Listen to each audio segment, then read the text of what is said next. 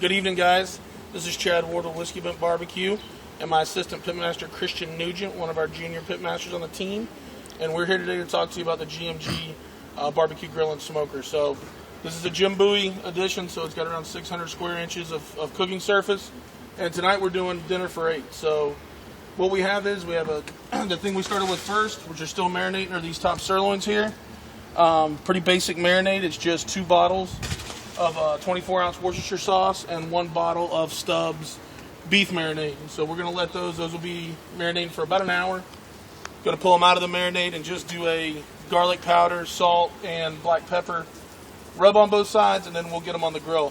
One thing to notice is it never hurts with red meat to let it sit out for a little bit so that you can actually let it soften up and come to room temperature so that you're not shocking it when you put it on the grill at the higher heat. So we're going to talk a little bit more about how we're going to grill those in a second.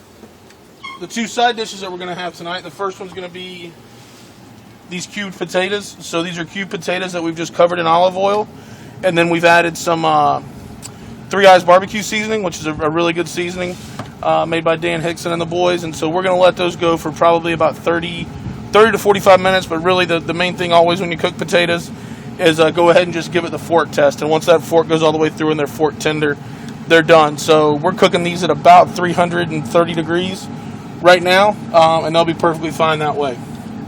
The other one that we're working on here is asparagus. Pretty simple, a little bit of olive oil. We're using some of Neil Strotter's Big Mista chicken scratch rub. Then we've got some butter cut up in there that'll melt. We just put these on. They're going to be a little bit behind, trailing on the potatoes. As you can see here in the Jim Bowie, if I have this pushed all the way through, I can fit 3 full-size catering pans, and that's great when you are cooking for 8. So while I've got the cooker open, let me tell you a little bit about what we're going to do with these steaks once we get them rubbed down.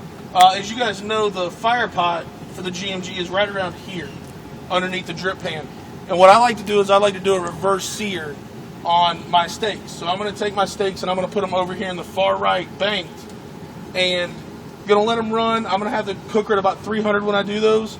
I'm going to let them run for about 12 minutes on each side, and then once I get done going through that cycle once, I'm going to crank this thing up to 500 degrees, and I'm going to sear it right over the fire pot for a minute on each side. And that's going to give you a perfect medium rare. It's going to give you great grill marks, and it's going to be really good tasting food. So with that being said, Christian, what do you think about this GMG grill? This GMG is so easy that even a 7-year-old like me can grill great food. Thank you, guys. He said it all for me.